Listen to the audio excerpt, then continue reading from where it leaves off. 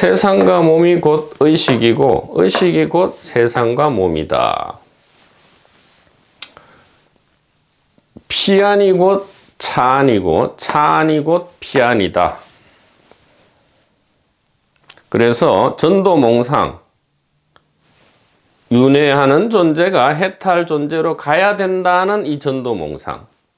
피조물은 창조주를 향해서 끊임없이 찬양을 올리고 결국에는 창조주와 합일되어야 한다는 이 전도몽상만 다시 뒤집으면, 이렇게 뒤집으면 도일체고액이다 이 말이죠. 무유공포하고 도일체고액이다. 이것이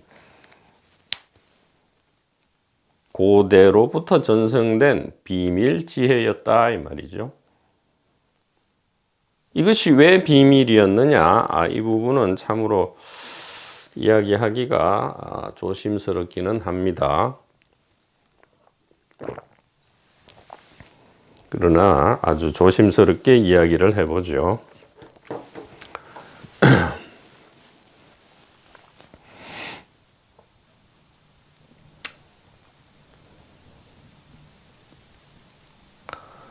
처음에는 이 프레임이 고착되지 않았고요. 본래 형태로 전승되어 왔습니다. 이 두 가지가 이렇게 나누어진 프레임이 아니고 하나다, 몽땅 하나다 이렇게 전승되어 왔는데, 이제 도시와 국가가 점점 이루어졌죠.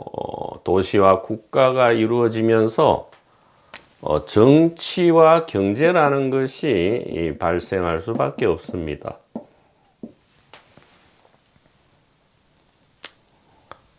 조심스러운 이야기입니다.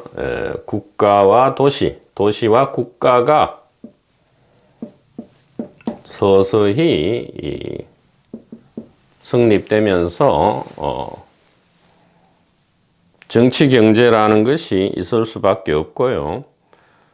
이 종교라는 것도 정치 경제, 문명, 종교는 하나로 가죠. 이렇게 시스템으로 구축될 수밖에 없었던 것이고요.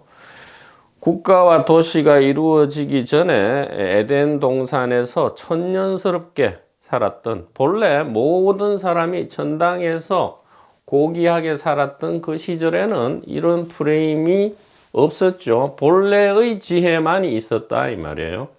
이렇게 나누어지지 않고 본래의 지혜, 우리는 하나다, 우리는 단일 의식이다, 우리는 본래 스스로 창조주고 스스로 해탈이다, 이렇게 누구나 그렇게 알고 있었다 이 말이죠. 고귀하고 미천한 이러한 단계가 없었다 이 말이에요. 근데 정치, 경제, 종교, 국가와 도시가 나타나면서 정치, 경제, 종교 시스템이 나타나야만 했고요. 그렇게 되면 일종의 엘리트 그룹과 대중 그룹이 있을 수밖에 없다 이 말이죠. 대중이 나타난다 이 말이에요. 이것도 연기법칙이죠. 엘리트가 별도로 있는 것이 아니고 엘리트 그룹과 대중 그룹은 동시에 나타나고 사라지면 동시에 사라진다 이 말이에요. 먼 고대에는 전부 없었죠. 정치, 경제, 종교 조직도 없었고 국가, 도시도 없었고 엘리트와 대중이라는 이러한 것도 없었다 이 말이죠. 오직 지혜 하나만 있었다 이 말이에요. 고귀함조차도 없었죠. 왜냐하면 고귀함이 있으려면 미천함이 있어야 되는데 고귀하고 미천한 거 없이 그냥 고귀함만이 있었다 이 말이죠.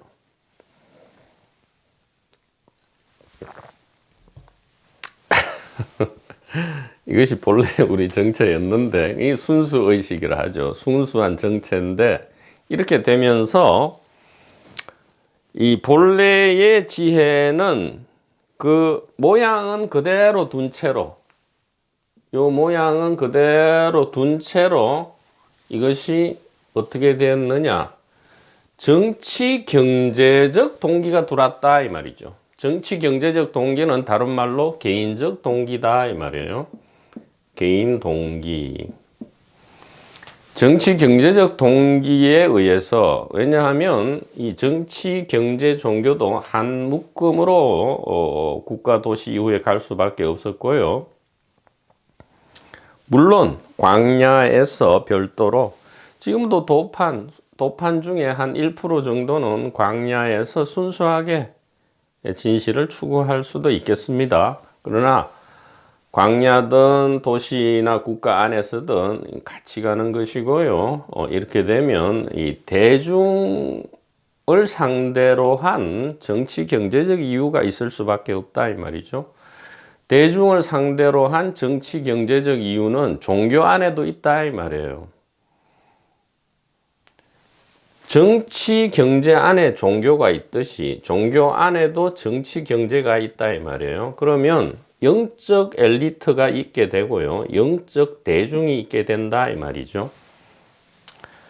그래서 어떻게 보면 이 대중을 상대로 한 정치 경제적 혹은 종교적 이유 때문에, 즉 종교 안에서의 정치 경제적 이유 때문에 저러한 분리 프레임이 고착화되어 왔다, 이렇게 말씀드릴 수 있습니다.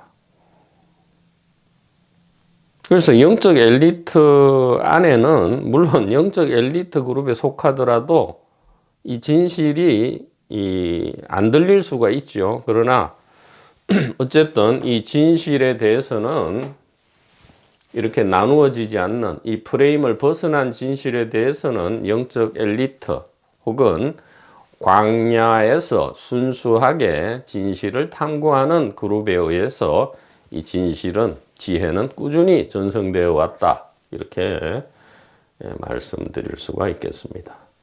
자, 그래서 이야기하고자 하는 요지는 무엇이냐?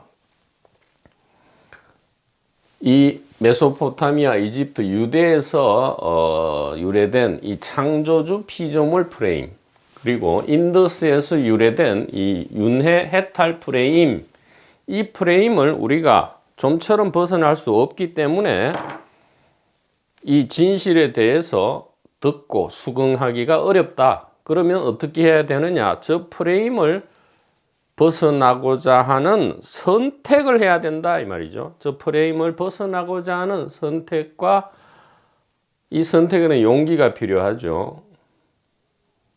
결단이 필요하다 이 말이에요.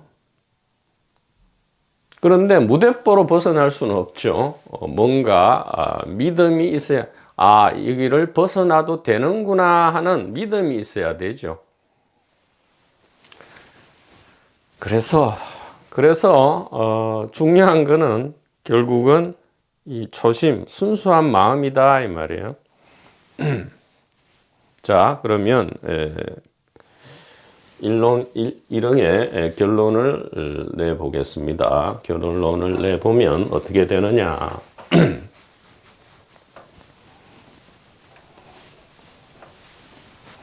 우리가 귀와 가슴으로 진실을 듣고 수긍하는 것을 방해하는 이 프레임으로부터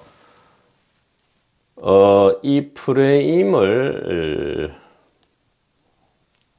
놓는달까, 벗어난달까, 이 프레임을 벗어나는 선택, 이 프레임을 벗어나는 결단, 이거야말로 1대4 인연의 결단인데, 이